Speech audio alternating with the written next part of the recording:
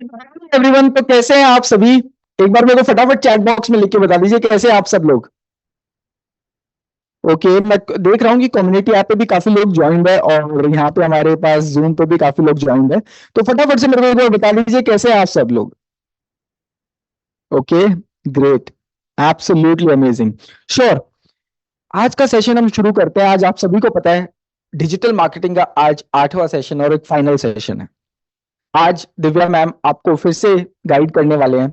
हम 8 दिन से दिव्या मैम के साथ, आज 8वां दिन है। और हम लोगों ने ना मार्केटिंग के बारे में ना बहुत कुछ सीखा है, बहुत कुछ। मतलब पर्सनली अगर मैं कहूं तो ये सेशन को कंडक्ट करते करते ना, इस सेशन से मैंने लर्निंग भी बहुत सारी ली है। दिव्या मैम जैसे एक्सपर्ट से मैंने भी बहुत कुछ सीखा है अबाउट मार्केटिंग। पहले क्या होता था, पहले के टाइम में मार्केटिंग ऐसी चीज होती थी जब लोगों को पता नहीं होता था कि मार्केटिंग, डिजिटल मार्केटिंग क्या होता है। मार्केटिंग हम समझते थे कि सिर्फ बाहर जब हम जाएंगे होर्डिंग्स देखेंगे। जब हम बाहर जाते हैं, हम पैम्पलेट्स हमारे हाथ में आते हैं तो हम पैम्पलेट्स होते हैं। जब हम अखबार के बीच में हमारे पास पैम्पलेट्स आते थे, हम समझते थे वो मार्केटिंग है। Newspaper ads, TV advertisement marketing है। मार्केटिंग है, लेकिन आज का टाइम है ना इतना चेंज हो चुका है कि लोग डिजिटल ट्रांसफॉर्मेशन की तरफ चले गए हैं। आपको भी पता है जब हमारे यहाँ पे ना पूरी दुनिया में पैंडेमिक आया था, तो डिजिटलाइजेशन ने ना बहुत ज्यादा एक्सपैंड किया था। चाहे वो हम वर्क फ्रॉम होम की बात करो या फिर मार्केटिंग की बात करो, धीरे धीरे सब चीजें इतनी एक्सपैंड की। आज लोग मार्केटिंग को भी देखते हैं ना तो डिजिटल मार्केटिंग के बारे में सबसे पहले सोचते हैं। तो आज उसी चीज को ना आगे बढ़ाते हैं और कुछ नई चीज सीखते हैं। मार्केटिंग में हमने पेड मार्केटिंग सीखी, हमने एसईओ सीखा, ऑर्गेनिक सीखा, सब कुछ हमने देखा। लेकिन आज है ना एनालिटिक्स और सीआरएम, जहां पे कस्टमर्स को कैसे मैनेज करते हैं, ये सारी चीजें हम आपके सीखने वाले। और साथ साथ में ना मैम आज आपको मार्केटिंग की कुछ स्ट्रैटेजीज भी बताने वाली है, कैसे आपको स्ट्रैटेजीज इंप्लीमेंट करनी है। तो ज्यादा वक्त नहीं लेता हूं और बुलाता हूं Divya ma'am. Welcome Divya ma'am. Thank you Deepak. Okay, over to you. नमस्कार, स्वागत है आप सभी का बड़ा बिजनेस के इस इनिशिएटिव में, जहां पे हम आपको सिखाते हैं और बताते हैं कि कैसे मार्केटिंग की सही स्ट्रैटेजीज और टेक्निक्स का यूज करते हुए आप अपने बिजनेस को आगे लेके जा सकते हैं, अपनी सेल्स, अपने लीड्स बढ़ा सकते हैं। तो जैसे कि दीपक ने बताया, हमने इससे पहले कई सारे सेशंस लिए हैं। हमने शुरू किया कि ट्रेडिशनल मार्केटिंग क्या है, डिजिटल मार्केटिंग, दोनों में क्या डिफरेंस है। हमने सीखा लैंडिंग पेज बनाना, Google my business account setup करना। हमने सीखा कि कैसे गूगल और मेटा पे आप अलग अलग तरह के कैंपेन टाइप बना सकते हो, अलग अलग ऑडियंस और अपने ऑब्जेक्टिव के लिए। और उसी के साथ हमने ये सीखा कि कैसे आइडेंटिफाई करना है कि आपकी टारगेट ऑडियंस क्या है, किस तरह के क्रिएटिव्स आपको यूज करने चाहिए और किस तरह के फनल्स को आपको टारगेट करना चाहिए। आज का हमारा सेशन आखिरी सेशन है इस डिजिटल मार्केटिंग कोर्स की जर्नी का। और आज हम सीखेंगे कि जो भी कैंपेन या जो भी आप मार्केटिंग प्रमोशंस कर रहे हो, जो भी कैंपेन्स आप चला रहे हो, उसका रिजल्ट हमने पिछले सेशन में डिस्कस किया था कि मेजर करना चाहिए, क्यों करना चाहिए और क्या क्या टूल्स हैं। आज उसी का एक एडवांस वर्जन हम सीखेंगे सीआरएम टूल्स के बारे में, और किस तरह से जब आप कैंपेन बना रहे हैं, अपनी मार्केटिंग स्ट्रैटेजी प्लान कर रहे हैं, तो आपके क्या क्या फैक्टर्स, क्या क्या एलिमेंट्स होते हैं जो सोचने चाहिए, जिनको ध्यान में रखना चाहिए अपनी मार्केटिंग स्ट्रैटेजी को डिजाइन करते वक्त। तो आइए जल्दी से शुरू करते हैं। आज का हमारा पूरा सेशन रहेगा ब्रांड स्ट्रैटेजी और एनालिटिक्स के ऊपर। सबसे पहले ब्रांड स्ट्रैटेजी, ये जो वर्ड मैंने बोला ब्रांड स्ट्रैटेजी, क्या है ये brand strategy? So brand strategy आपकी कुछ नहीं बल्कि एक फंडामेंटल ब्लूप्रिंट है। ब्लूप्रिंट मतलब एक मैप है, एक ऐसा प्लान है जो आप करते हो ताकि आप एक ओवरऑल डायरेक्शन दे सको अपने ब्रांड के प्लान को, अपनी मार्केटिंग स्ट्रैटेजी को, एक पोजीशन और कम्युनिकेशन डिजाइन कर सको कि मार्केट में आप किस लेवल पे पोजीशन होना चाहते हो, किस तरह के कस्टमर्स को और टारगेट ऑडियंस को आप पहुंचना चाहते हो, क्या मैसेज रहेगा, किस तरह के क्रिएटिव्स रहेंगे, और अल्टीमेटली उस प्लान और प्रमोशन से आपकी सक्सेस और ग्रोथ क्या रहेगी। तो 3-4 फैक्टर्स हैं ब्रांड स्ट्रैटेजी के को समझने के लिए। कि एक तो ये आपकी लॉन्ग टर्म जो प्लान है उसे कहते हैं आप ब्रांड स्ट्रैटेजी की। आप आने वाले 3 महीने में, 6 महीने में आप किस तरह से ब्रांड प्रमोशन करेंगे ताकि आपका नाम मार्केट में हो सके। फिर हम बात करते हैं रोड मैप। ये एक रोड मैप एक प्लान की तरह सर्व करता है कि आने वाले दिनों में क्या क्या चीजें हैं जो आपको करनी चाहिए सीक्वेंस वाइज। फिर बात करते हैं डिफरेंशिएशन और कॉम्पिटेटिव एडवांटेज, कि मार्केट में आपके कौन कौन से कॉम्पिटिशन है, आप उनके अगेंस्ट कहाँ खड़े हैं, क्या करना चाहिए कि आप उनको ओवर पावर करें या अपने कॉम्पिटिशन से बेटर रीच या रैंक लेके आए। और लास्ट में ब्रांड लॉयल्टी एंड एडवोकेसी। कैसे आप अपने कस्टमर्स को, अपने ब्रांड कस्टमर्स, अपने लॉयल कस्टमर्स बनाएं, और लॉन्ग टर्म में सिर्फ ये प्रोडक्ट या सर्विस बेचना ही आपका ऑब्जेक्टिव नहीं होना चाहिए। कैसे उनको आप अपने प्रोडक्ट या अपने ब्रांड के साथ लॉयल रखें लंबे टाइम के लिए, ताकि वो बार बार आपसे सर्विस या आपका प्रोडक्ट लेते रहें। आगे बढ़ते हैं इंपॉर्टेंस। अब मैंने बोला कि ब्रांड स्ट्रैटेजी करनी चाहिए, क्या क्या चीजें हैं जो आपको सोचनी चाहिए ब्रांड स्ट्रैटेजी, लेकिन क्यों करना चाहिए, क्या जरूरत है मीडिया प्लानिंग की, क्या बिना प्लान के आप अपना मार्केटिंग कैंपेन अच्छा नहीं चला सकते हो? तो देखिए, सिंपल सी भाषा में, आप कोई भी चीज बिना प्लानिंग के अगर आप करेंगे, बिना सोचे समझे या दिमाग डाले अगर आपने कोई कैंपेन लाइव कर दिया, आपको नहीं पता आपका टारगेट ऑडियंस क्या है, आपको नहीं पता उनके पेन पॉइंट्स या उनके चैलेंजेस क्या है, क्यों आप मार्केट में उतरना चाहते हो, क्या कंपटीशन है, तो आप अपना पैसा फूंक देंगे। आपको नहीं पता चलेगा कि आप किस तरह के कस्टमर्स को रीच आउट कर रहे हो और किस तरह के रिजल्ट्स आपको मिलेंगे। तो ब्रांड प्लानिंग, ब्रांड स्ट्रैटेजी या मीडिया प्लानिंग, ये तीनों वर्ड्स में से आप कोई भी इस्तेमाल कर सकते हो। ये आपके लिए बहुत क्रिटिकल है कोई भी कैंपेन या मार्केटिंग प्रमोशन स्टार्ट करने से पहले। सबसे पहली बात, जब आप एक ब्रांड प्लानिंग करते हो तो इट इंश्योर्स कंसिस्टेंसी। जैसे कि आप देख सकते हो अपनी स्क्रीन पे, पहला वर्ड है कंसिस्टेंसी। जो भी आप ब्रांड प्लानिंग कर रहे हो वो आपको एक कंटिन्यूटी मेंटेन करने में हेल्प करता है। वो सारे चैनल, सारे टच पॉइंट्स क्या हैं, उनको आइडेंटिफाई करने में आपको हेल्प करता है। और एक प्लान अगर ए सक्सेसफुल ना हो पाए तो प्लान बी क्या होना चाहिए, उसके लिए भी, चैलेंजेस के लिए आपको प्रिपेयर रहना चाहिए, अपने बैकअप प्लान के साथ रेडी रहना चाहिए, ताकि किसी भी पॉइंट पे आपकी मार्केटिंग प्रमोशन या आपका ब्रांड प्लान रुके ना। आपका प्लान बनाने बैठे हो, जब आप रिसर्च करते हो पे चलाना है, किस तरह की प्रमोशन की रिक्वायरमेंट है हमारी, तब आपको समझ आता है कि आपको कितने रिसोर्सेज लगेंगे, किस तरह की टीम लगेगी, क्या क्या कैपेबिलिटीज आपके पास होनी चाहिए, या क्या क्या काम अपने आप आउटसोर्स कर सकते हो, यानी कि बाहर से एजेंसी हायर कर सकते हो। तो रिसोर्स एलोकेशन आता है आपका ये तीसरा factor. Last, enhances brand recognition and brand recall. जब आप एक अच्छी सी ब्रांड स्ट्रैटेजी प्लान करके एग्जीक्यूट करते हो, तो वो आपको हेल्प करती है एक स्ट्रॉन्ग ब्रांड आइडेंटिटी बनाने में। जैसे ही आपका कोई कैंपेन सक्सेसफुली चल जाता है, ना ही सिर्फ आपको अच्छा रिजल्ट आता है, बल्कि लोगों को आपके ब्रांड के बारे में पता चल जाता है, और उनको लंबे वक्त तक आपका वो कैंपेन, आपका वो ब्रांड याद रहता है। जैसे कि टाटा सोल्ट का मैं एग्जांपल देती हूँ। सबको पता है कि टाटा सोल्ट की सबसे पॉपुलर टैगलाइन है देश का नमक। तो उन्होंने अपनी ब्रांडिंग में, अपने एड कैंपेन में जो वीडियो और जो मैसेजिंग दिखाई है, वो इस तरह से दिखाई है कि उन्होंने भारत के लोगों का एक इमोशन ट्रिगर करा है कि ये नमक सिर्फ हमारा प्रोडक्ट नहीं, ये देश का नमक है, पूरा भारत इसे खाता है, आपको कंज्यूम करना चाहिए। तो आपका मैसेज, आपकी प्लानिंग इतनी स्ट्रांग होनी चाहिए कि लोगों के सिर्फ पेन पॉइंट्स आप एड्रेस मत करो, सिर्फ उनके घरों तक पहुंचना आपका मकसद नहीं, उनके दिल तक आपका पहुंचना मकसद है, ताकि आपके एड कैंपेन के बाद भी लोग आपको याद रखें। तो आइए बढ़ते हैं प्रोसेस की तरफ, कि ब्रांड स्ट्रैटेजी बनाते वक्त क्या क्या चीजें हैं जो आपको ध्यान रखनी चाहिए। सबसे पहला स्टेप है, किसी भी ब्रांड स्ट्रैटेजी को बनाने में, किसी भी तरह की प्लानिंग के शुरुआत में, अंडरस्टैंडिंग बिजनेस नेचर। सबसे पहले आपको समझना चाहिए कि आपके क्लाइंट का या आपका खुद का बिजनेस मॉडल क्या है। क्या आपका बिजनेस ऑनलाइन या ऑफलाइन है? क्या आपका बिजनेस स्टेट लेवल पे है, नेशनल लेवल पे है, या ग्लोबल लेवल पे है? आपकी जो टारगेट मार्केट रहेगी वो इंडिया रहेगी या इंटरनेशनल मार्केट रहेगी? क्या आपके कॉम्पिटिशन्स हैं मार्केट में, या आप मोनोपोली, यानी कि आप अकेले हो इस इंडस्ट्री या इस सर्विस में?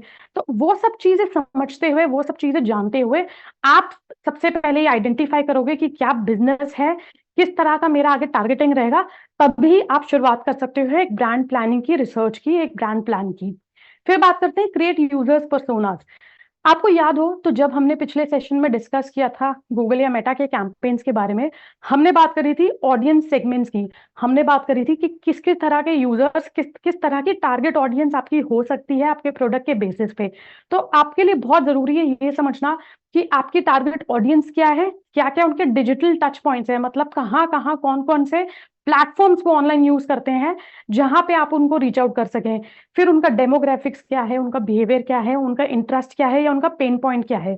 अगर आप एक ब्रांड है जो बाइक्स बेचता है, मैं यह एग्जांपल लेती हूँ चेतक या केटीएम या फिर ट्रायम्फ जैसा एक लग्जरी ब्रांड, या रॉयल एनफील्ड जैसा एक लग्जरी ब्रांड। तो अगर आपका प्रोडक्ट कुछ ऐसा है जैसे रॉयल एनफील्ड, जो कि एक एक्सपेंसिव बाइक है इंडिया में, अगर आप इस तरह के प्रोडक्ट के लिए मार्केटिंग या प्रमोशन करना चाहते हो, तो क्या आप अपनी ऐड आपको लड़कियों को दिखाना सही रहेगा?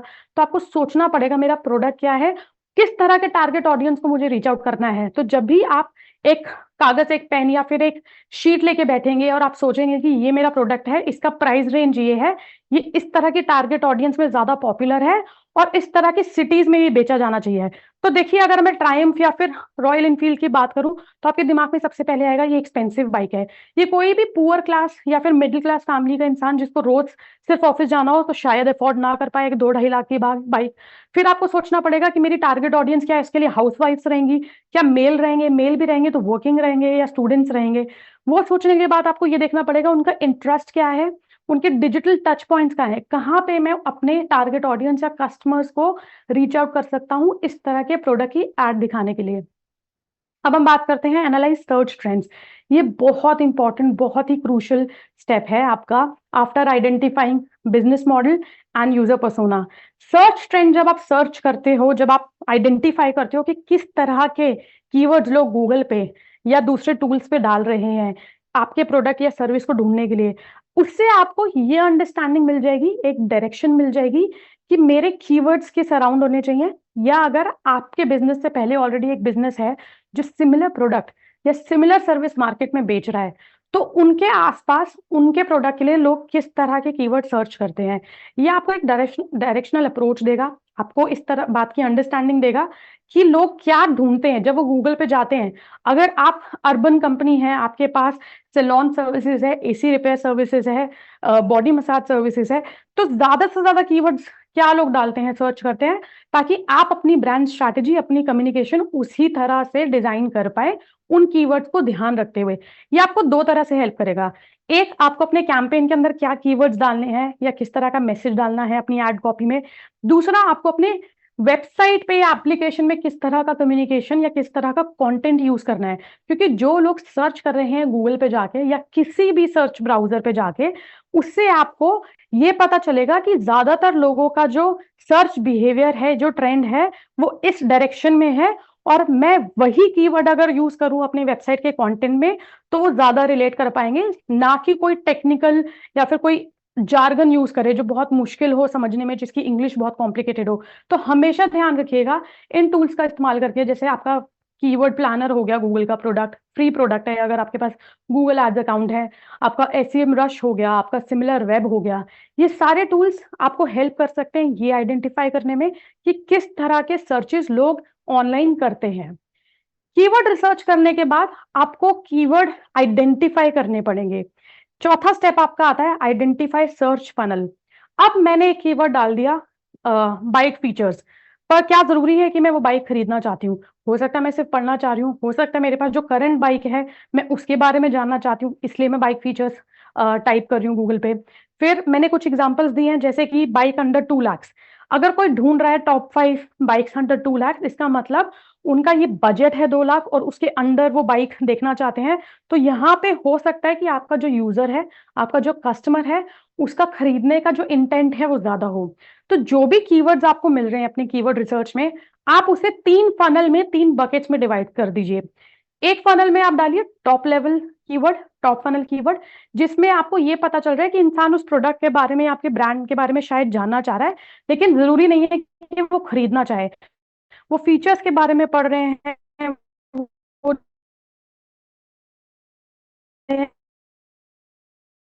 बाइक कहाँ है, किन शहरों में बाइक।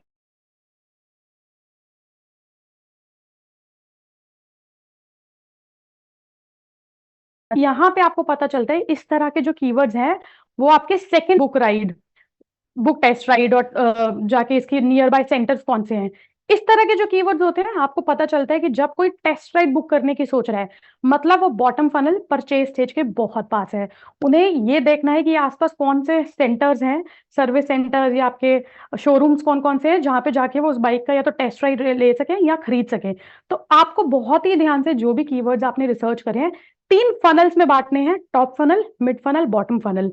हमेशा जब भी आपका कैंपेन का ऑब्जेक्टिव ब्रांड अवेयरनेस होगा तो आप टॉप फनल के कीवर्ड्स को टारगेट करेंगे, और जब भी आप चाहते हो कि ज्यादा से ज्यादा सेल्स या ज्यादा से ज्यादा लीड्स आए तो आपको बॉटम फनल कीवर्ड्स की तरफ ध्यान देना होगा, जहां पे लोग उस प्रोडक्ट या सर्विस को खरीदना या बुक करना चाह रहे हैं। उसके मॉडल क्या है, आपका यूजर पर्सोना या टारगेट ऑडियंस क्या है, कीवर्ड्स क्या है, किस तरह के फनल के कीवर्ड्स आपके पास आ रहे हैं। उसके बाद आपके लिए बहुत आसान हो जाएगा अपने ब्रांड का ऑब्जेक्टिव सेलेक्ट करना।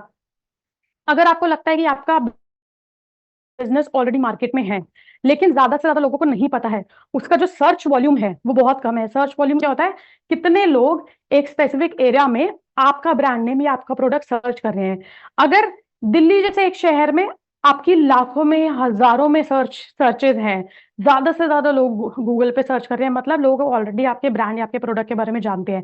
वहीं पे अगर आपकी सर्चेज कुछ चंद सौ में है तो मतलब लोग आपके बारे में नहीं जानते हैं। तो सबसे पहले आपको अपनी कंपनी, अपने ब्रांड के लिए अवेयरनेस कैंपेन चलाना जरूरी है, सेल्स या लीड से पहले। क्योंकि अगर लोगों को पता ही नहीं होगा कि आपका ब्रांड या आपकी कंपनी मार्केट में है, तो वो ना ही आपका प्रोडक्ट खरीदेंगे, ना ही आपकी सर्विस, और ना ही आपके बारे में जानते होंगे तो सर्च करेंगे। इसलिए आपको ये सारी चीजें, ये सारे स्टेप्स फॉलो करना जरूरी है अपनी ब्रांड स्ट्रैटेजी प्लान करने से पहले। और फिर आपको एक ऑब्जेक्टिव देना बहुत जरूरी है अपने कैंपेन के लिए। लास्ट आता है डिसाइड मीडिया मिक्स। अब आपने जब ये सारे स्टेप्स फॉलो कर लिए, पांचों के पांचों, अब आपको ये सोचना है कि मेरे ब्रांड को या मेरे प्रोडक्ट को ज्यादा ऑर्गेनिक ट्रैफिक की जरूरत है या पेड ट्रैफिक की। क्या मैं ज्यादा से ज्यादा एसईओ करूं या मैं ज्यादा से ज्यादा पेड कैंपेन चलाऊं, गूगल के कैंपेन्स या फेसबुक के कैंपेन्स, ताकि मैं इमीडिएटली रिजल्ट देख पाऊं।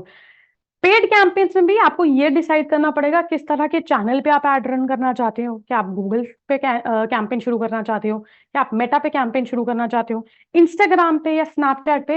ऐसे बहुत सारे एडवर्टीजमेंट प्लेटफॉर्म हैं, जब आप गूगल पे जाके सर्च करेंगे तो आपको पता चलेगा। आइए आगे बढ़ते हैं। इसके बाद हम बात करेंगे मेजरमेंट की। तो जेम्स हेरिंगटन बोलते हैं कि measurement is the first step that leads to control and eventually to improvement. Measurement, कोई भी कैंपेन, कोई भी प्रमोशन आप चला रहे हो, उसका रिजल्ट मेजर करना सबसे पहला कदम है। वो कदम लेने के बाद आपको ज्यादा कंट्रोल मिलता है, और जब आपके पास डेटा का कंट्रोल होता है, आपको पता होता है कि क्या आपके लिए काम कर रहा है और क्या आपके लिए काम नहीं कर रहा है, तब आप डिसाइड कर पाते हैं कि सही स्ट्रैटेजी क्या है और जिससे अल्टीमेटली आपको सक्सेस मिलती है, इंप्रूवमेंट मिलती है।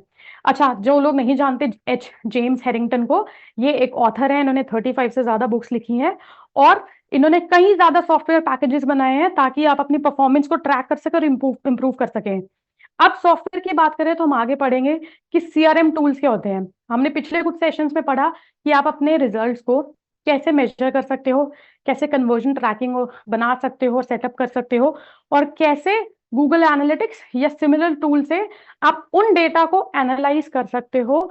आप देख सकते हो कि आपके लिए कौन सा कैंपेन अच्छे रिजल्ट ला रहा है और कौन सा कैंपेन नहीं परफॉर्म कर रहा। जब हम रिजल्ट्स की बात करते हैं, हम बात करते हैं मेट्रिक्स की, जहां पे आप अपने एड्स के इंप्रेशंस, क्लिक्स, सीटीआर, कन्वर्जन और ऐसे बहुत सारे मेट्रिक्स देखते हो, जिससे आपको ये पता चलता है कि आपका कैंपेन परफॉर्म कर भी रहा है कि नहीं। आज हम एनालिटिक्स टूल की बात ना करके हम सीआरएम टूल्स की बात करेंगे, तो चलिए आगे बढ़ते हैं। अब सीआरएम टूल क्या है?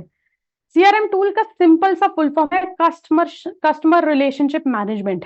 हर वो टूल जो आपके पूरे कस्टमर का डेटा ट्रैक करता है, आपको ये आपको ये समझाता है, ये पावर देता है कि आप देखो कि किस तरह के कस्टमर्स आपकी वेबसाइट पे आ रहे हैं या आपके प्रोडक्ट के साथ एंगेज कर रहे हैं, किस तरह की इंफॉर्मेशन वो आपको दे रहे हैं, क्या उनके पेन पॉइंट्स या चैलेंजेस हैं। जब वो डेटा आप समझते हो तो आपके लिए ये बहुत आसान हो जाता है अपने कस्टमर्स के साथ लॉन्ग टर्म और हेल्दी रिलेशनशिप्स बनाने में। तो सबसे सिंपल भाषा में मैं आपको बता दूं कि managing customer relationship is essential, ये बहुत इंपॉर्टेंट है to boost sale, for marketing, for data driven strategies and popular CRM tool. बहुत बार होगा आपने कभी ना कभी अपने किसी दोस्त के या फिर जो लोग आपके घर में काम करते हैं, ऑफिस जाते हैं, उनके मुंह से शायद सुना होगा इन सीआरएम टूल्स का नाम, जैसे कि आपका Salesforce, HubSpot, Microsoft Dynamics. ये कुछ पॉपुलर सीआरएम टूल्स हैं। बहुत सारे कॉल सेंटर्स सेल्स फोर्स का यूज करते हैं, जहाँ पे उनके सारे क्लाइंट्स, जिनको भी उनके एम्प्लॉयज या उनकी टीम कॉल कर रही है, उन सब कस्टमर का जो डेटा होता है, जो आपको भी वोडाफोन या फिर बैंक या क्रेडिट कार्ड्स के कॉल आते हैं, उनके पास भी जो डेटा होता है, जो आपका नंबर और आपका नाम होता है, वो सब सीआरएम टूल्स के अंदर सेव होता है। वहीं से वो आपके कॉन्टैक्ट डिटेल्स लेके आपको कॉल करते हैं। तो हर बड़ी कंपनी के पास सीआरएम टूल होता है। जितनी भी छोटी बिजनेसेस या छोटी कंपनीज होती हैं, जिनका कोई भी डिपार्टमेंट या सेक्टर ऑर्गेनाइज नहीं है और ऑर्गेनाइज्ड है, वो लोग मैनुअली एक्सेल शीट पे या अपने रजिस्टर्स में डेटा एंट्री करते हैं। लेकिन जब जैसे जैसे आपका बिजनेस बढ़ता है, जैसे जैसे आपके पास कस्टमर्स का डेटा ज्यादा फ्लो होता है, आपको सीआरएम टूल की हेल्प लगती है। बहुत सारे सीआरएम टूल्स हैं, आप अपने बजट और अपने यूज के हिसाब से अलग अलग सीआरएम टूल्स चुन सकते हैं। इसके बारे में हम आगे बात करेंगे, पर पहले मैं आपको अच्छी अंडरस्टैंडिंग दे दूं कि सीआरएम टूल क्या होता है। जैसे कि हमने बोला कि एक सॉफ्टवेयर एप्लीकेशन है जो इसलिए डिजाइन करी गई है ताकि आप इंटरेक्शंस और डेटा और अपने कस्टमर्स की इंफॉर्मेशन सब एक जगह पे स्टोर कर पाए, उसको एक जगह पे कलेक्ट कर पाए। फिर सेंट्रलाइज कस्टमर डेटाबेस, हो सकता है आपके पास बहुत सारे प्रोडक्ट्स हो या बहुत सारे चैनल्स हो, उन सारे चैनल से आपको जो भी इंफॉर्मेशन आ रही है, चाहे वो ऑफलाइन है चाहे वो ऑनलाइन है, वो सारी इंफॉर्मेशन एक जगह जब आप कलेक्टिवली डाल देते हैं एक सॉफ्टवेयर में, तो आपको एक ही जगह पूरा कस्टमर्स का डेटाबेस मिल जाता है। तो आपके लिए आसान हो जाता है कि एक ही जगह से सारी इंफॉर्मेशन एक्सेस करना। फिर सेल्स एंड मार्केटिंग ऑटोमेशन, जब आपके पास सारे कस्टमर्स का डेटा एक ही जगह स्टोर होता है, आपके लिए बहुत आसान हो जाता है उस डेटा को आगे एनालाइज करना, उसके ऊपर अलग अलग मार्केटिंग एक्शन लेना। हो सकता है आप अपने सीआरएम टूल से ही एक ऐसा क्वेरी पास करो, उसको एक ऐसा इंस्ट्रक्शन दो कि इन सब कस्टमर्स को ईमेल जाती रहे जब भी कोई फेस्टिवल हो, जब भी कोई कूपन या फिर प्रमोशन आप रन कर रहे हो, आपको मैनुअली एक एक कस्टमर की ईमेल आईडी निकाल के एक्सेल शीट से उनको ईमेल करने की जरूरत नहीं पड़ेगी। तो सीआरएम टूल आपकी जिंदगी, आपका बिजनेस बहुत ही आसान कर देते हैं। एक जगह सारी इंफॉर्मेशन कस्टमर्स की आप स्टोर करके उसके ऊपर मल्टीपल कैंपेन्स और टेस्ट रन कर सकते हैं। जैसे कि आपके पास जो ऑटोमेटेड ईमेल्स आती हैं किसी भी बड़े ब्रांड या बिजनेस की, वो सारी सीआरएम टूल्स मतलब ऑटो जनरेटेड ईमेल्स होती हैं, और इन्हीं टूल्स की हेल्प से और मार्केटिंग ऑटोमेशन से आपके पास आती हैं। फिर एनालिटिक्स एंड रिपोर्टिंग, जब आपके पास डेटा इतना सारा है तो उस डेटा को एनालाइज और अंडरस्टैंड करने में भी आपका सीआरएम टूल हेल्प करता है। आपको ये बताता है कि किस तरह की कैपेबिलिटीज आपके पास हैं, क्या काम कर रहा है क्या काम नहीं कर रहा है। सेल्स इंटरेक्शन और परफॉर्मेंस बताता है कि कौन सा यूजर कौन सी जर्नी परफॉर्म करके कहाँ तक रुक गया था, कौन सा यूजर कन्वर्ट हुआ था या नहीं कन्वर्ट हुआ था। तो बेसिकली सीआरएम टूल का मकसद सिर्फ इतना है आपके बिजनेस में, आपका कस्टमर जो भी कर रहा है या आपके रेप अगर उनको कॉल कर रहे हैं या उनसे इंटरैक्ट कर रहे हैं, उसका आउटकम क्या है। क्या कस्टमर ने बोला कि वो क्रेडिट कार्ड लेने में इंटरेस्टेड है नहीं है, या फिर मुझे 15 तारीख के बाद कॉल करना, या मेरी ये रिक्वायरमेंट्स हैं, क्या इसके हिसाब से आपके पास कोई क्रेडिट कार्ड है कि नहीं है। वो सारी इंफॉर्मेशन, वो सारे कमेंट्स, वो सारे रिमार्क्स आपके एम्प्लॉइज, आपकी टीम सीआरएम टूल में दर्ज करती है, और फिर आप देख पाते हो अपना डेटा एनालाइज करके कि ज्यादातर पुशबैक्स किस बात पे आ रहे हैं, किस रीजन में लोग ज्यादा से ज्यादा क्रेडिट कार्ड ले रहे हैं, किस तरह के लोग क्रेडिट कार्ड ले रहे हैं। तो आपको वो अंडरस्टैंडिंग देता है कि किस तरह के यूजर्स को आपको आगे टारगेट करना चाहिए और कहाँ पे आपको एफर्ट्स नहीं डालने चाहिए, वो आपके टाइम का या आपके पैसों का वेस्टेज है। आगे बात करते हैं पॉपुलर सीआरएम टूल्स, जैसे कि मैंने बोला कि ये सेल्सफोर्स, माइक्रोसॉफ्ट डायनेमिक्स, ओरेकल करके भी बहुत सारी कंपनीज है बड़ी बड़ी जो ओरेकल सॉफ्टवेयर यूज करती हैं। सैप है आपका, एडोबी है। ये सिर्फ अंडरस्टैंडिंग के लिए मैंने दिया, अगर आपको नहीं भी पता है इन सब सॉफ्टवेयर के बारे में तो दैट्स कंप्लीटली फाइन। आप अगर एक नए या छोटे बिजनेस हैं तो जरूरी नहीं है कि आपको इतने बड़े बड़े सॉफ्टवेयर लेने की जरूरत पड़े, पर ये आपको पता होना चाहिए कि आगे जब आप बिजनेस ग्रो करेंगे तो इस तरह के सॉफ्टवेयर हैं जो आपके लिए आपका काम आसान कर सकते हैं। फिर हम बात करते हैं difference between analytical tools and CRM tools. अगर आपको याद हो, पिछले कुछ सेशंस में जब हमने कैंपेन और ट्रैकिंग की बात करी थी, हमने गूगल एनालिटिक्स के टूल के बारे में बात करी थी। आई होप आप सबको याद हो। एनालिटिक्स में आप अपने वेबसाइट का बिहेवियर ट्रैक कर सकते हो, आप देख सकते हो कि किस तरह के डिजिटल टच पॉइंट्स या किस तरह के इवेंट्स या फिर बटन्स वेबसाइट पे आपके यूजर्स क्लिक कर रहे हैं, क्या वो बाय नाउ कर रहे हैं, क्या वो ऐड टू कार्ट कर रहे हैं, क्या वो प्रोडक्ट डिस्क्रिप्शन चेक कर रहे हैं, क्या अगर वो एक पैंट खरीदना चाहते हैं तो उसके कलर को चेंज कर रहे हैं। तो वेबसाइट का पूरा बिहेवियर स्टडी करने के लिए हमारे पास गूगल एनालिटिक्स है। लेकिन क्या एनालिटिकल टूल्स और सीआरएम टूल्स एक होते हैं? जी नहीं। सीआरएम टूल बेसिकली इसका मेन फोकस होता है आपका कस्टमर रिलेशनशिप मैनेजमेंट, इस पे सारा डेटा आपका कस्टमर्स का होता है। हालांकि एनालिटिकल टूल्स ज्यादा से ज्यादा आपकी वेबसाइट का या एप्लीकेशन अगर आपके पास कोई है तो उसका डेटा स्टोर करते हैं, उसमें यूजर स्पेसिफिक इंफॉर्मेशन हो या ना हो वो जरूरी नहीं है। फिर एनालिटिकल टूल्स होते हैं आपके बिजनेस इंटेलिजेंस और डिसीजन मेकिंग के लिए। आप देख सकते हो कि आपको अपनी वेबसाइट पे क्या चेंज करना है, कहाँ पे बाउंस रेट ज्यादा बढ़ रहा है, कहाँ पे लोग आके आपकी वेबसाइट से ड्रॉप कर रहे हैं, क्या आपकी वेबसाइट की स्पीड में कोई प्रॉब्लम है, क्या कोई स्पेसिफिक बटन नहीं काम कर रहा है। तो एनालिटिकल टूल्स का सिर्फ एजेंडा इतना होता है, सिर्फ आइडिया इतना होता है कि आप ये देख सके कि आपका प्रोडक्ट ऑनलाइन अच्छा परफॉर्म कर रहा है नहीं कर रहा। लेकिन आपके सीआरएम टूल्स क्या करते हैं, ये मैनेजिंग कस्टमर इंटरेक्शन और सेल्स को मॉनिटर करते हैं। सीआरएम टूल्स के माध्यम से आपको ये पता चलेगा कि आपके जितने भी कस्टमर्स को आपने रीच आउट करा है उनका क्या रिस्पॉन्स था, आगे उनके साथ फॉलोअप लेना है कि नहीं लेना, क्या उनका डेटा दूसरे डिपार्टमेंट को ट्रांसफर करना है, क्या उस पर कोई एस्केलेशन है। तो बेसिकली जितनी भी आपकी कस्टमर रिलेटेड इन्फॉर्मेशन होती है, ना कि प्रोडक्ट रिलेटेड, वो सब सीआरएम में आती है। और जो भी आपकी वेबसाइट या एप्लीकेशन रिलेटेड चीज होती है वो आपके एनालिटिक्स टूल में जाती है। एग्जाम्पल एनालिटिक्स टूल का, जैसे कि मैंने बताया, गूगल एनालिटिक्स है, एडोबी एनालिटिक्स है, टैबलू है, पावर बीआई है, पाइथन है। सिमिलरली सीआरएम टूल्स के एग्जाम्पल हैं आपके Salesforce, HubSpot, Zoho CRM. Analytical tools जो होते हैं वो आपको इंसाइट्स देते हैं आपके डेटा के बारे में, और सीआरएम टूल्स आपके कस्टमर डेटा और इंटरेक्शंस को मैनेज करते हैं। आगे बढ़ते हैं और सीआरएम टूल्स के टाइप पढ़ते हैं। सीआरएम टूल्स के मेजरली 3 टाइप्स होते हैं आपका: operational, analytical, collaborative. Operational CRM में बेसिकली क्या क्या ऑपरेशनल लेवल पे टास्क आपको किसको देने हैं, क्या चीजें आपकी पाइपलाइन पे हैं, उन सबको ट्रैक करने के लिए आपका ऑपरेशनल सीआरएम होता है।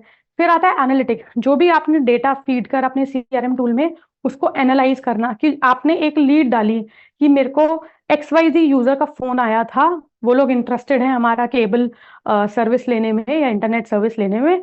अब आपको उसको अलग अलग बकेट्स में डालना है कि मेरी उनसे बात हो गई, अब उन्होंने इंटरेस्ट शो किया, अब लोग आपका जो इंजीनियर है उनके घर पे जाके इंटरनेट कनेक्शन लगवाया है या फिजिबिलिटी चेक करा, तो आप स्टेज अलग फनल में मूव कर देंगे। तो एनालिटिकल सीआरएम का मतलब है कि आपको ये एनालाइज करना कि जो भी कस्टमर आपके पास इंफॉर्मेशन है कस्टमर की, अब वो कौन से स्टेज पे है, कितने क्लोज हैं वो कन्वर्ट होने के। तो बेसिकली यहाँ पे सिर्फ डेटा माइनिंग कैपेबिलिटीज के ऊपर काम होता है, और यहाँ पे सिर्फ ये चेक करा जाता है कि आपकी जो प्रोडक्ट्स हैं वो किस स्टेज तक पहुंचे हैं, क्या उस पर कुछ क्रॉस सेलिंग हो सकती है, क्या आप उनको इंटरनेट सर्विस के साथ साथ कुछ और सर्विस बेच सकते हैं। फिर बात करते हैं कोलैबोरेटिव सीआरएम की। ये बड़ी टीम्स, बड़ी कंपनीज के लिए होता है, बेसिकली टीम वर्क के लिए होता है। तो अगर ये आपको थोड़ा टेक्निकल लगे, ना भी समझ आए, तो कोई चिंता की बात नहीं है, हम आपको प्रैक्टिकल करके दिखाएंगे कि कैसे आप एक सीआरएम पे साइन अप कर सकते हैं, कैसे मल्टीपल फनल्स होते हैं, मल्टीपल स्टेजेस होते हैं एक लीड के, जिसमें आप अपनी लीड क्रिएट करके उसको फनल चेंज कर सकते हो। ये कुछ बहुत पॉपुलर लीड मैनेजमेंट और ट्रैकिंग टूल्स होते हैं आपका: HubSpot, Salesforce, Zoho CRM. Similarly आप चाहें तो इनकी फोटो ले सकते हैं, इनके बारे में पढ़ सकते हैं। आज के लिए हम आपको इनमें से एक सीआरएम टूल के ऊपर प्रैक्टिकल देंगे, ताकि हम आपको समझा सके कि आप कैसे अपना अकाउंट बना सकते हैं और कैसे अपने बिजनेस से इंटीग्रेट करके उसको आगे यूटिलाइज कर सकते हैं अपना डेटा ट्रैक करने के साथ साथ एनालाइज करने के लिए। तो आइए प्रैक्टिकल सेशन शुरू करते हैं। मैं आपको मिलती हूँ दूसरी स्क्रीन पे 1 मिनट में।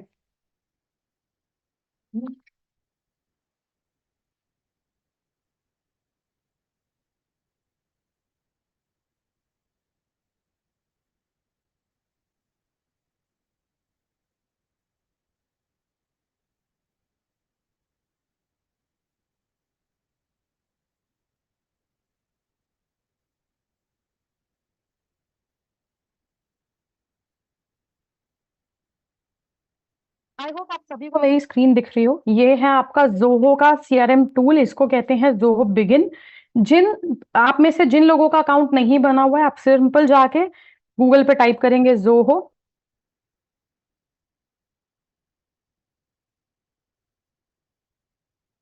और जो पहला आपको यहाँ पे लिंक मिलेगा, begin by Zoho CRM begin.com, आप इस पे क्लिक कर सकते हैं और ये आपको साइन अप करने के लिए बोलेगा। तो इस तरह का आप इंटरफेस में पहुंच जाएंगे। जैसे ही आप अपनी इंफॉर्मेशन डालेंगे, आप, ये आपको नाम पूछेगा, कंपनी पूछेगा, ईमेल आईडी, और सिमिलरली आप साइन अप करते ही जैसे आप कोई भी अकाउंट बनाते हैं, ये आपको यहाँ इस तरह के इंटरफेस पे ले आएगा। तो जैसे कि आप देख सकते हैं, बिगिन के अंदर आपको मल्टीपल फीचर्स के ऑप्शन दिख रहे हैं। पाइपलाइन क्या है, क्या क्या लीड्स आपकी आगे आने वाली है, कॉन्टैक्ट्स, आप अपनी कॉन्टैक्ट इन्फॉर्मेशन या अपने कस्टमर्स की कॉन्टैक्ट लिस्ट यहाँ पे इंपोर्ट भी कर सकते हैं। कंपनीज क्या है, प्रोडक्ट क्या है, एक्टिविटीज और डैशबोर्ड। अब जैसे अगर आपको फॉर एग्जाम्पल एक पाइपलाइन हम क्रिएट करके दिखा देते हैं कि जब आपको किसी कस्टमर का कॉल आया, तो आप एक लीड क्रिएट कर सकते हैं। स्टार्ट क्रिएटिंग पाइपलाइन का नाम, जैसे कि मैं किसी को सर्विस लेनी है एसी रिपेयर की,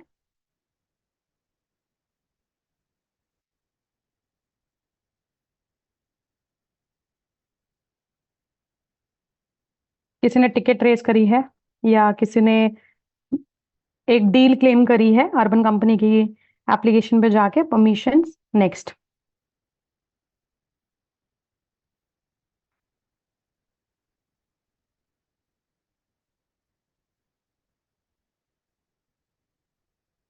इसे हम प्रपोजल स्टेज में डालेंगे क्योंकि ये एक नई लीड है।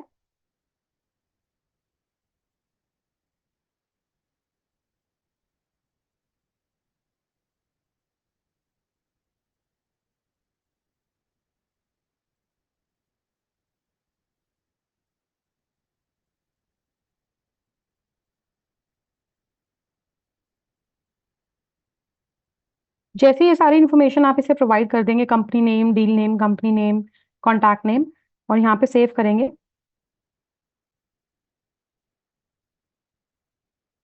तो ये आपकी पाइपलाइन क्रिएट हो गई है। अब आप यहाँ देख सकते हैं कि सेल्स पाइपलाइन है, एसी रिपेयर सर्विस है। अब अगर मैं इसी में या फिर सेल्स पाइपलाइन में जाके क्लिक करती हूँ, यहाँ आप देख सकते हैं ये आपके मल्टीपल स्टेजेस हैं। तो आपका क्वालिफिकेशन है, नीड एनालिसिस है, प्रपोजल है, नेगोशिएशन, क्लोज्ड वन। बेसिकली आप यहाँ पे जाके डाल सकते हैं कि आपने किसी को सर्विस देने के लिए आपने अमाउंट अभी जो उनको कोटेशन दी है, आपने दी है लेट्स से 1,000 रुपए की।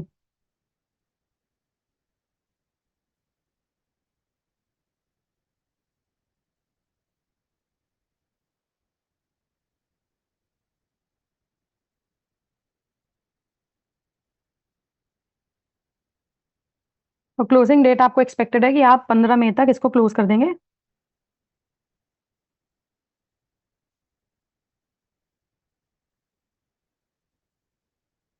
तो ये आपकी डील क्रिएट हो गई। जैसे ही आपको लगता है कि क्वालिफिकेशन से अगर ये एनालिसिस स्टेज पे या फिर आगे प्रपोजल के स्टेज पे जाता है, जहाँ पे आपने कस्टमर को अपना प्रपोजल या प्राइस कोटेशन दे दिए और वो कन्विंस है, तो आप इसको वहाँ इसको इस स्टेज पे डाल सकते हो।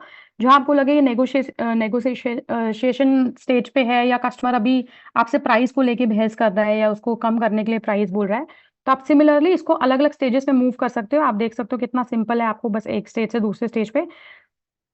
एक कस्टमर का डेटा याद रखना बहुत आसान है, लेकिन अगर आने वाले टाइम पे भगवान करे आपकी कंपनी आगे ग्रो करे और अगर आपके पास 5,000 कस्टमर्स का डेटा होगा, तो जब ये आपके लिए ट्रैक करना मुश्किल हो जाएगा, तो आप अपने एम्प्लॉयज या अपनी टीम को बोल सकते हो इस तरह के स्टेजेस और फनल्स बनाए। एक ही जगह पे आपको पता चल जाएगा कितनी सारे आपके पास डील्स आई हैं, लीड्स आई हैं, कौन सी सेकंड स्टेज पे एनालिसिस या प्रपोजल के स्टेज पे, और कौन सी वन हो चुकी है। अगर कभी कभी ऐसा भी होता है कि आपने कोई लीड पिच करी, प्राइसिंग पे वहां बात आके बिगड़ गई और प्राइसिंग पे आगे वो कन्विंस नहीं हुआ, तो आपकी जो लीड है वो लॉस्ट भी हो जाती है, तो आप उसको उठा के सिंपल लॉस्ट स्टेज पे भी डाल सकते हैं। तो इतना सिंपल है आपको कोई भी सीआरएम टूल पे साइन अप करना, उसके अंदर लीड क्रिएट करना और इस तरह से अलग अलग स्टेज पे डालना। एक ही जगह पे कंपनी के जो ओनर या जो भी मार्केटिंग हेड होंगे वो देख सकते हैं कि सब एम्प्लॉयज का डेटा, अगर आपके पास 100 एम्प्लॉयज हैं, 100 एम्प्लॉयज के जितने भी आगे कस्टमर्स हैं, उन सबका डेटा एक ही जगह पे आपको विजिबिलिटी मिल जाएगी। तो इसी तरह से अगर आप और भी प्रोडक्ट्स या और भी सीआरएम टूल्स देखेंगे, आपका हब स्पॉट हो गया, आपका जोहो, तो ये जोहो हो गया, जो उसके बाद सेल्स फोर्स हो गया। सिमिलरली जैसे जैसे आप अलग अलग तरह के सीआरएम टूल्स को एक्सप्लोर करेंगे, आपको समझ आएगा कि इस पे लीड क्रिएट करना और फनल मूव करना बहुत ही आसान है। इसके अलावा कुछ बोनस पॉइंट्स और टिप्स मैं आपको देना चाहती थी, क्योंकि जब भी आप कोई नया कैंपेन या आप नए हो तो किसी भी मार्केटिंग टूल पे आपको नहीं पता है किस तरह के कम्युनिकेशन यूज करनी है या किस तरह के आपको एड कॉपीज बनानी है, तो कुछ टूल्स हैं जो आपने सुने तो होंगे लेकिन आपको पता नहीं होगा यूज कैसे करते हैं, जैसे कि चैट जीपीटी। चैट जीपीटी एक बहुत ही पॉपुलर टूल है, एक बहुत ही फेमस एआई जनरेटिव टूल है, जिसमें आप जाके किसी भी तरह की इंफॉर्मेशन सर्च कर सकते हैं, ढूंढ सकते हैं। और सिमिलरली गूगल का ऐसा एक प्रोडक्ट है, गूगल जेमिनाई, जिसको पहले गूगल बार्ड कहा जाता था। तो आइए मैं आपको यूज करना सिखाती हूँ कि अगर आपके पास चैट जीपीटी है, चैट जीपीटी का फ्री वर्जन भी आप यूज कर सकते हो 3.5, और आप चैट जीपीटी का फोर्थ अपग्रेडेड वर्जन भी यूज कर सकते हैं, लेकिन इसके लिए आपको पैसे देने पड़ेंगे। अब फॉर एग्जाम्पल आप एक बाइक की कंपनी है जैसे कि ट्रायम्फ, ट्रायम्फ एक इंटरनेशनल एक्सपेंसिव लग्जरी बाइक है, जिसकी कीमत 2.5 से लेकर 13-14 लाख तक जाती है, और आपको मार्केटिंग स्ट्रैटेजी बनानी है और आप बिल्कुल डायरेक्शन लेस हैं, अभी आपको नहीं पता है कि मुझे कहाँ से शुरुआत करना है, तो आप सिंपल चैट जीपीटी को ये प्रॉम्प्ट इंस्ट्रक्शन देख सकते हो, क्रिएट अ मार्केटिंग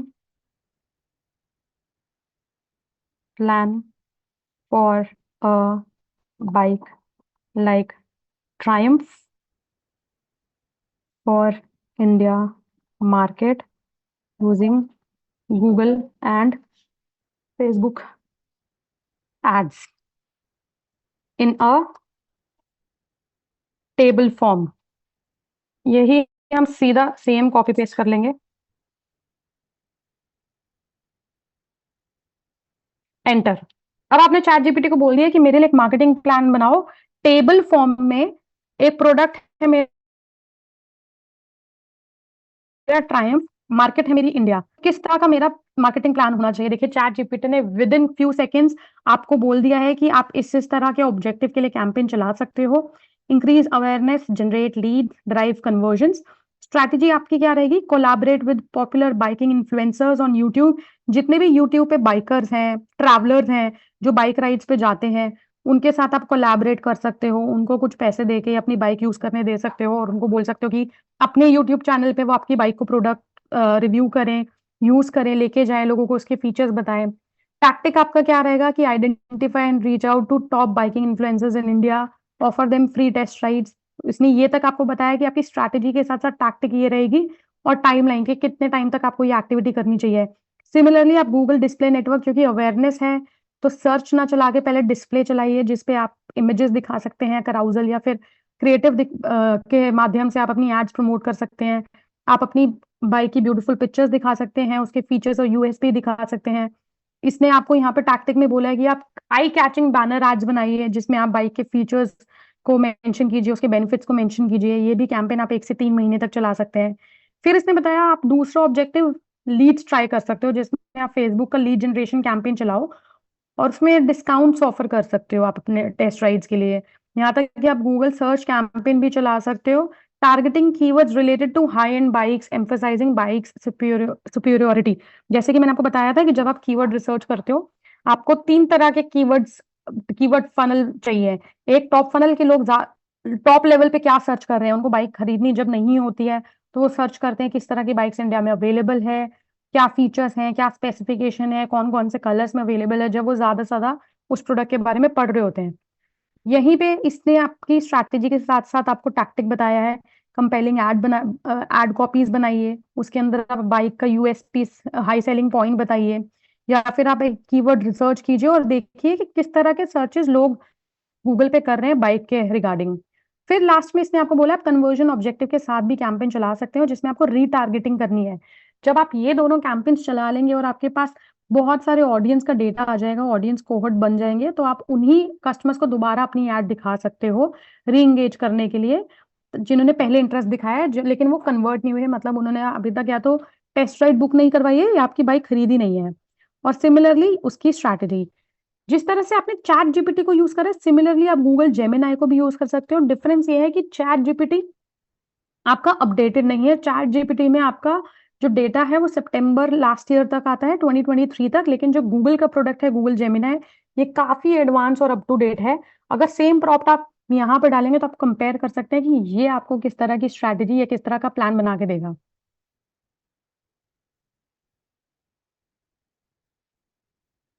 तो गूगल जेमिनाई ने आपको काफी डिटेल में प्लान बना के दिया है। इसने आपको बताया कि किस तरह की टारगेट ऑडियंस आपके पास रहेगी, जो कि हमें चैट जीपीटी ने नहीं बताया था। आपका यूजर पर्सोना, अगर आपको याद हो कि क्या क्या चीजें हैं ब्रांड स्ट्रैटेजी बनाते वक्त जो आपको दिमाग में रखनी चाहिए, तो उसमें एक था यूजर पर्सोना आइडेंटिफाई करना। टारगेट ऑडियंस सबसे पहले गूगल जेमिनी ने आपको आइडेंटिफाई करके दी कि जितने भी अफ्लुएंट प्रोफेशनल्स हैं, क्यों? क्योंकि ये एक महंगी बाइक है, तो अफ्लुएंट मतलब रिच क्लास पीपल, आपको उन्हीं लोगों को टारगेट करना है जिनके पास पैसा है। उनका एज ग्रुप रहेगा आपका 25 से 45 ईयर्स के बीच में, क्योंकि हाँ 16, 17, 18 साल के लड़के एक हैवी बाइक लाइक ट्रायम्फ नहीं चला सकते हैं। ट्रायम्फ एक बहुत महंगी, एक्सपेंसिव और भारी बाइक है। फिर उन्होंने बोला कि आपको प्रीमियम मोटरसाइकिल है, क्योंकि तो इसलिए आपको एस्पायरिंग राइडर्स, मतलब जिन लोगों को बहुत शौक है, क्रेज है बाइक चलाने का, उनको सीख करना चाहिए। या फिर जो लोग एग्जिस्टिंग मोटरसाइकिल एंथुजियास्ट हैं लेकिन उनको अपग्रेड करना है, हो सकता है किसी के पास केटीएम बाइक हो या कोई और बाइक हो, लेकिन अब उनको चाहिए कि उनका लाइफस्टाइल वो अपग्रेड करें या अपनी बाइक को अपग्रेड करें, तो उनको भी आप ऐड दिखा सकते हो। फिर इसने बात करी है डेमोग्राफिक्स, एज, इनकम, लोकेशन, ये सब भी आपको ध्यान में रखना पड़ेगा कि उनका इंटरेस्ट ये होना चाहिए। Biking communities, luxury brands, online search research करते हो लोग जो ट्रैवल के बारे में या बाइक एसेसरीज के बारे में, आपको उनको ध्यान में रखना चाहिए। ये आपका गूगल के लिए है और सिमिलरली आपका फेसबुक के लिए भी यहाँ पे उन्होंने इंटरेस्ट आपको बहुत क्लियरली डिफाइन करके दिया है। कैंपेन ऑब्जेक्टिव, जैसे कि ChatGPT में आपने देखा कि उसने 3 तरह के ऑब्जेक्टिव्स यहाँ पे बताए थे और ऑब्जेक्टिव के अराउंड ही पूरी स्ट्रैटेजी बताई थी। गूगल जेमिनाई ने आपको टारगेट ऑडियंस आइडेंटिफाई करने के बाद कैंपेन ऑब्जेक्टिव अलग से बताए हैं कि आपको ब्रांड अवेयरनेस चलानी पड़ेगी, वेबसाइट ट्रैफिक चलाना पड़ेगा और लीड कैंपेन भी चलाना पड़ेगा। इसने भी तीनों ऑब्जेक्टिव्स को यहाँ पे डिफाइन कर दिया कि तीनों ऑब्जेक्टिव्स आपको चलाने पड़ेंगे, और उसमें भी गूगल पे आप चला सकते हो सर्च कैंपेन, उसके बाद आप चला सकते हो डिस्प्ले कैंपेन जो कि इमेजेस और क्रिएटिव के लिए होता है। सर्च कैंपेन में लोगों का इंटेंट ज्यादा होता है, जो लोग एक्टिवली गूगल पे जाके आपका प्रोडक्ट खरीद रहे हैं, चांसेस है कि वो ज्यादा कन्वर्ट हो, रेदर देन उनके जो शायद सिर्फ न्यूज़पेपर पढ़ने के लिए आपके आज इंटरनेट पे या फिर किसी ऑनलाइन चैनल पे गए हैं टाइम्स ऑफ इंडिया जैसे, और उनको रैंडमली आपकी साइड में ऐड दिख गई। तो अकॉर्डिंग टू गूगल जेमिनाई दोनों तरह के कैंपेन आपको तीनों ऑब्जेक्टिव्स के लिए चलाने चाहिए, और सिमिलरली मेटा के लिए भी उन्होंने आपको बोला है कि ब्रांड अवेयरनेस कैंपेन आपको चलाना चाहिए और लीड जनरेशन कैंपेन चलाना चाहिए।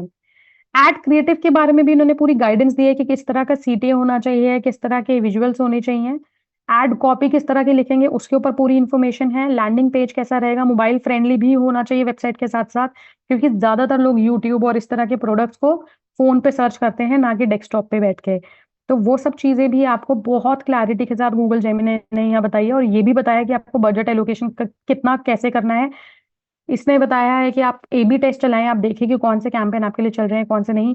डेली वीकली बजट भी आप रख सकते हैं गूगल और मेटा पे दोनों पे, और ट्रैकिंग एंड मेजरमेंट। तो मेरे हिसाब से यहाँ पे गूगल जेमिनाई, जैसे कि मैंने आपको कहा था, ज्यादा एडवांस है, ज्यादा अपडेटेड है। जब भी आप किसी चीज को लेकर डायरेक्शनल कोई डायरेक्शन ना मिल रही हो या कंफ्यूज हो, हमेशा आके गूगल जेमिनाई से पूछ ले। यहाँ तक कि आप अपनी डे टू डे टास्क, जैसे कोई शीट क्रिएट करनी है, किसी को कोई ईमेल रिप्लाई करना है, किसी को कोई ईमेल लिख के कस्टमर्स को भेजनी है, तो आप वो भी यहाँ पे कर सकते हो। मैं आपको एक बोनस टिप देती हूँ, जैसे कि आपको अपने आप किसी के कस्टमर सपोर्ट से हैप्पी नहीं हो, एयरटेल का कनेक्शन, इंटरनेट कनेक्शन आपने लगवा रखा है, लेकिन आए दिन इंटरनेट फ्लक्चुएट होता रहता है और आपको अच्छे से पूरे नेटवर्क्स घर में नहीं आते हैं, तो आपको उसकी कंप्लेंट रेज करनी है। तो सिंपली आप ये भी कर सकते हैं।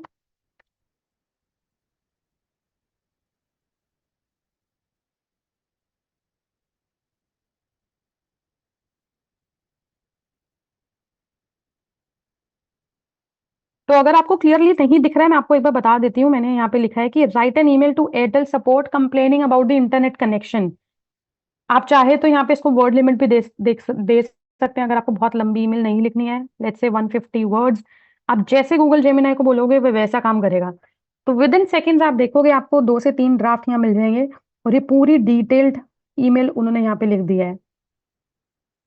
अगर आपको यहाँ पे कुछ और प्रॉम्प्ट ऐड करना है कि मैंने 2 दिन पहले भी कंप्लेन करी थी, इंजीनियर आया नहीं, या फिर नोबडी शोड अप, तो आप वो प्रॉम्प्ट ट्वीक कर सकते हो। और यहाँ पे आप जैसे गूगल जेमिनाई को जो इंस्ट्रक्शन दोगे वो वैसे ही आपको आउटपुट देगा। अब आपको ये जानना है कि मेरा एक BFSI बिजनेस है, मैं स्टॉक्स और इन्वेस्टमेंट के ऊपर या ट्रेडिंग के ऊपर काम करता हूँ, और मैं एक एप्लीकेशन मार्केट में लेके आया हूँ, लेकिन आप जानना चाहते हो कि इंडिया में iOS या फिर एंड्रॉयड फोन यूजर्स कितने हैं। तो आप गूगल जेमिनाई को एक सिंपल सा प्रॉम्प्ट दोगे, create a table for iOS and Android users. अगर आपको पैन इंडिया देखना है तो आप इसको यहीं पे छोड़ दीजिए, वरना आप स्टेट वाइज करके भी लिख सकते हैं या सिटी वाइज।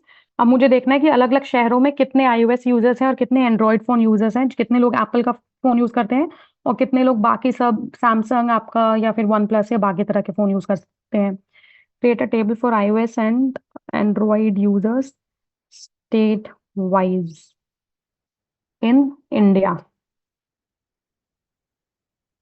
तो गूगल जितने भी सर्वेज होते हैं या जितने भी आर्टिकल्स गूगल के ऊपर छपते हैं, गूगल ये सारे उन सारी वेबसाइट्स को क्विकली क्रॉल करके वो सारी इंफॉर्मेशन या डेटा को क्विकली लेके आपको यहाँ पे दे देता है। जैसे कि मैंने कहा था कि टेबल में मुझे चाहिए, तो इन्होंने सिर्फ महाराष्ट्र का दिया है। Let me change the prompt very quickly for all states.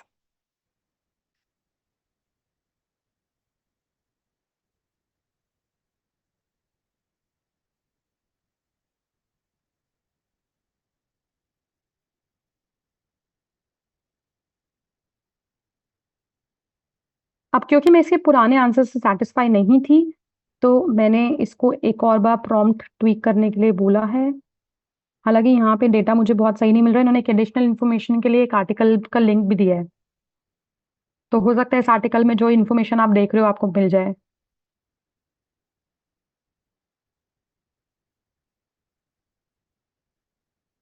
Same prompt एक बार हम जेमिनाई पे ट्राई करते हैं।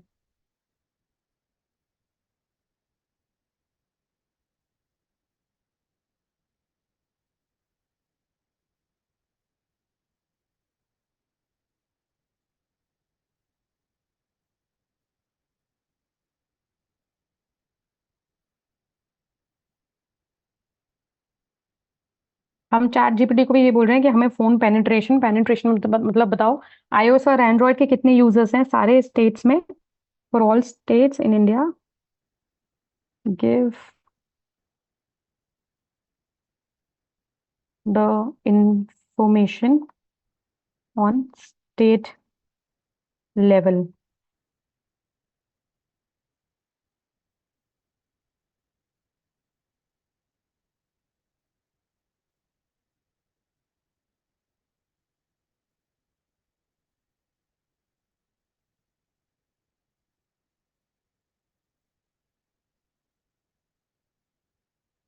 सो भाई यहाँ पे गूगल जेमिनाई ने तो हाथ खड़े कर दिया। गूगल जेमिनाई कह रहा है कि मेरे पास टेलीकॉम इंडस्ट्री का डेटा नहीं है, लेकिन आप चाहे तो ये ट्राई और सीएमआईआर की रिपोर्ट्स पढ़ सकते हैं। ये सारे टेलीकॉम इंडस्ट्री गवर्नमेंट की डेटा पॉइंट्स हैं। सिमिलरली चैट जीपीटी ने भी ये डेटा देने के लिए मना कर दिया है। हिस्टोरिकल डेटा के बेसिस पे वो आपको बता रहा है कि ज्यादातर स्मार्टफोन पेनिट्रेशन अर्बन सिटीज में, अर्बन एरियाज में ज्यादा है, जैसे कि महाराष्ट्र, कर्नाटका, तमिलनाडु, लेकिन परसेंटेज के बेसिस पे नहीं दे डेटा दिया है। इसी तरह के ऐसे बहुत सारे प्रॉम्प्ट्स आप डाल सकते हो अगर आपको देखना है कि इंडिया में कितने फीमेल कितने मेल्स यूजर्स हैं, 25 to 35 के एज ग्रुप में कितने लोग हैं। इस तरह की इंफॉर्मेशन अपना मीडिया प्लान बनाने के लिए या कोई रिसर्च करने के लिए आप हमेशा गूगल जेमिना या चैट जीपीटी की हेल्प ले सकते हो। इसी तरह के आपके और टूल्स हैं जैसे कि Google keyword planner tool, SEMrush, और कुछ टूल्स जो हमने पहले डिस्कस किए थे जो आपको हमेशा कॉम्पिटिटर मार्केट में क्या कर रहा है, किस तरह का उनका कैंपेन्स एड्स या कीवर्ड चल रहे हैं। फेसबुक एड्स लाइब्रेरी जैसा टूल है जो आपको क्रिएटिव्स बता सकता है। तो ऐसे बहुत सारे टूल्स हैं जो मार्केट में फ्री ऑफ कॉस्ट हैं, जो आपको हमेशा रिसर्च में या अंडरस्टैंडिंग में हेल्प कर सकते हैं।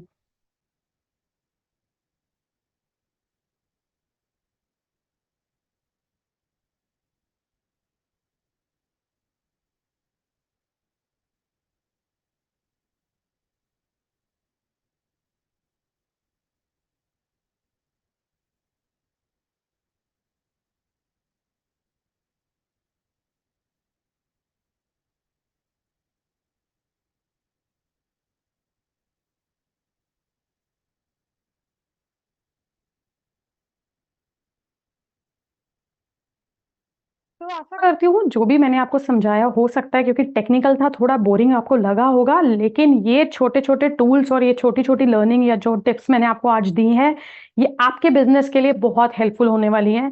जब आप खुद से गूगल जेमिनाई या चैट जीपीटी या इस तरह के टूल्स यूज करेंगे तो आपको समझ में आने लगेगा कि क्या क्या आप ढूंढ सकते हैं, किस किस तरह के आंसर्स आपको वहां से मिल सकते हैं। ना ही सिर्फ रिसर्च बल्कि अपनी डे टू डे टास्क, अपनी एक्टिविटीज के लिए, अपनी ईमेल राइटिंग के लिए आप अपना काम इतना फास्ट और इतना प्रोफिशिएंट कर लेंगे इन सारे टूल्स को यूज करके। तो आप एआई का, जनरेटिव टूल्स का की हेल्प ले, इनके ज्यादा कोर्सेज करें, इनके बारे में ज्यादा सीखें ताकि आपका काम और ज्यादा बेहतर हो। ये कुछ टूल्स मैंने आपके लिए यहाँ पे स्लाइड्स में रखे हैं, आप चाहिए तो जल्दी से एक फोटो ले सकते हैं ताकि इस सेशन के बाद भी आपको पता रहे कि ये सारे टूल्स हैं जो आपको ट्राई करने हैं। आज हमने गूगल जेमिनाई और चैट जीपीटी यूज किया। सिमिलरली गूगल अलर्ट्स और गूगल ट्रेंड्स भी हैं जो गूगल के फ्री प्रोडक्ट हैं।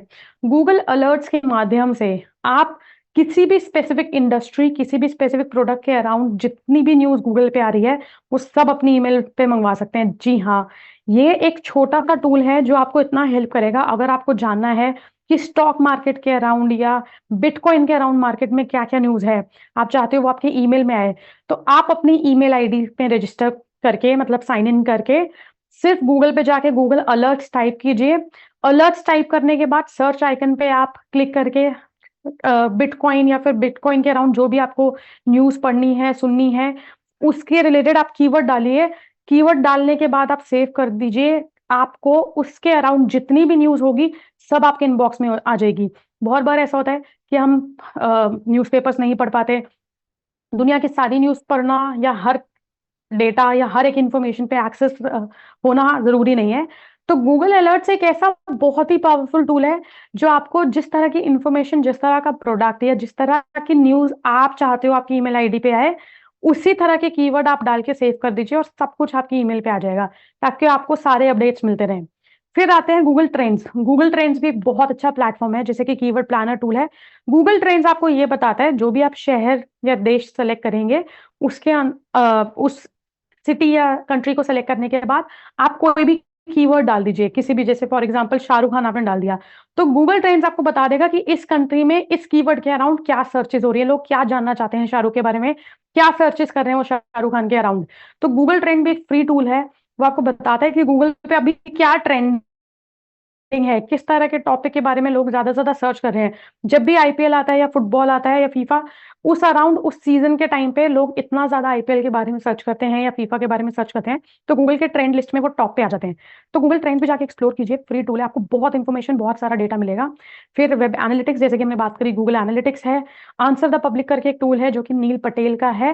नील पटेल का नाम शायद आपने सुना होगा, एसईओ इंडस्ट्री के बादशाह है वो।